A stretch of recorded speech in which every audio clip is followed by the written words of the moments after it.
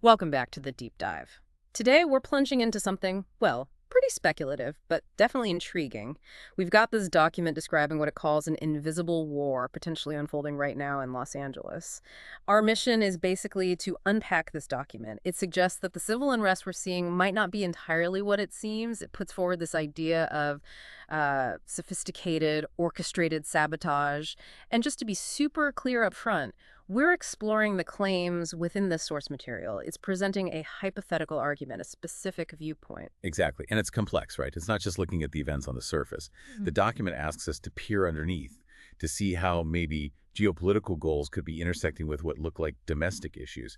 It really focuses on destabilizing civil military relations and, this is key, controlling critical infrastructure. Okay, so let's set the scene based on this document.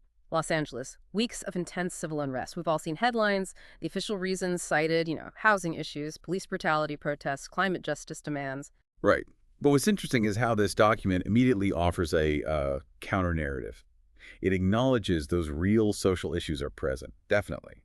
But it claims the unrest itself has shifted. It describes it as becoming more disorganized in some ways, but also more violent and, crucially, technologically coordinated, moving beyond what it considers organic protest. And it points to specific things like targeted sabotage. We're talking communication networks, major transport routes, even data centers. Targeted sabotage, that's specific.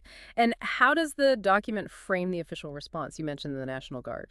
Yeah, it mentions the California government requesting limited National Guard help. And then it points to this hostile popular redaction that apparently followed. So the document uses these events, the unrest, the Guard, the reaction, to paint a picture of a very specific, tense atmosphere. Exactly. It creates this particular backdrop of disquiet, as you say. All right, so with that scene set, what's the core hypothesis? Why does this document think this is happening? It talks about alternative intelligence analysts. Yes.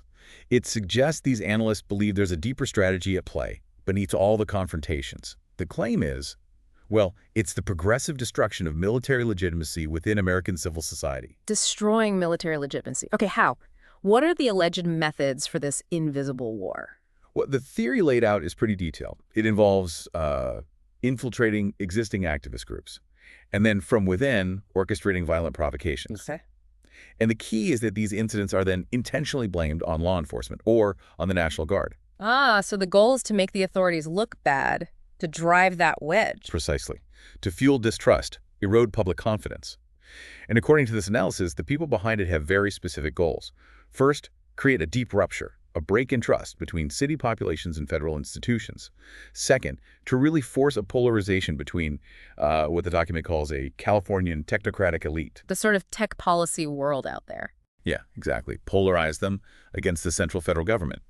And third, and this is critical, to fragment the unity of command, make a coordinated response difficult if there's a major national crisis. Wow. Those are some seriously strategic objectives, far beyond just, protesting. So I guess the question is, what makes this more than typical unrest, according to the document? How do these pieces fit together to suggest something bigger? Well, a really crucial piece of this puzzle in this hypothetical scenario is the role of West Coast high-tech companies. Right, the big players, control over the digital economy, AI, cyber defense, massive influence. Absolutely. And this is where the narrative gets pretty wild.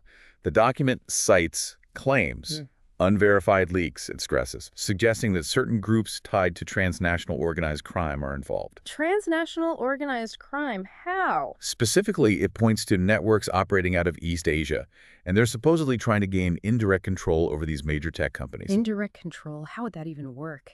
The alleged methods are subtle. Things like using opaque investment funds, manipulating pirated supply chains, ways to exert influence without direct ownership. Okay, that's quite a claim. So organized crime trying to influence Silicon Valley through shady finances and supply lines. And the ultimate objective described is audacious, really. It's about integrating American critical infrastructures into what the document calls a hybrid mafia sphere of influence. A hybrid mafia sphere of influence. What does that mean exactly? Think of it like blurring the lines. It's not just about crime for profit. It's using cybercrime, economic manipulation, these sorts of tools to achieve geopolitical goals.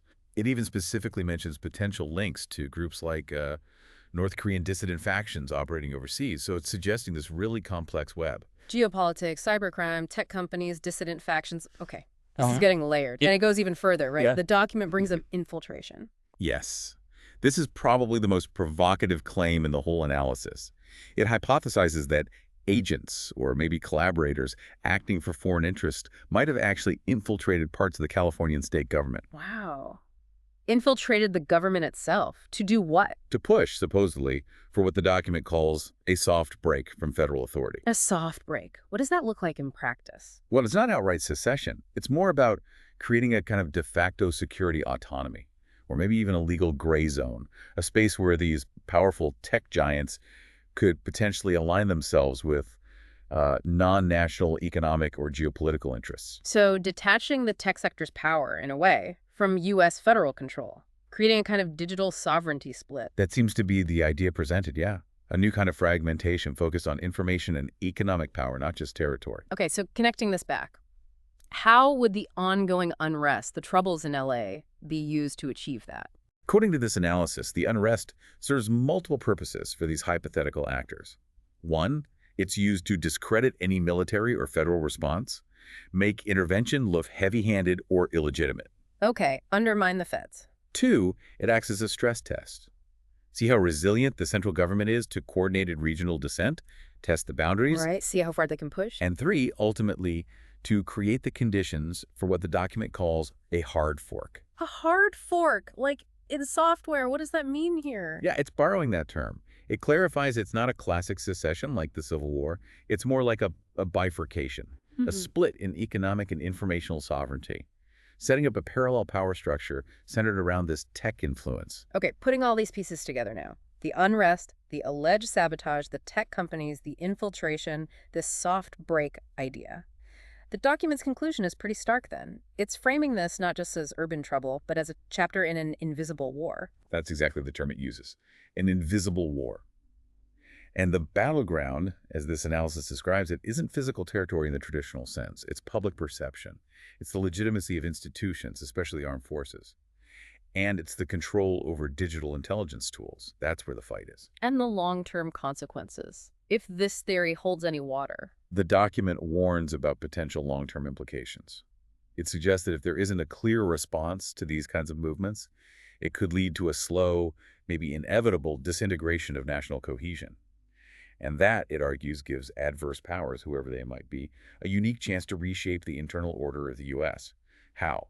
Through infiltration, through cognitive warfare shaping how people think, and ultimately by controlling those critical infrastructures we talked about.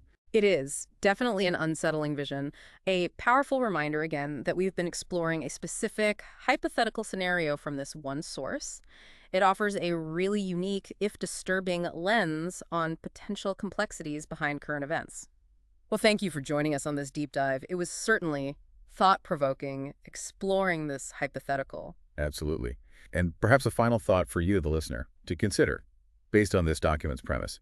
If an invisible war, as it calls it, is potentially being waged using public perception and digital intelligence as weapons, how do you even begin to distinguish between what's organic social change and what might be deliberately orchestrated? And what difference does that distinction even make to how you understand the world around you? Definitely food for thought. We encourage you, as always, to continue your own deep dives into this incredibly complex interplay of information, influence, and events.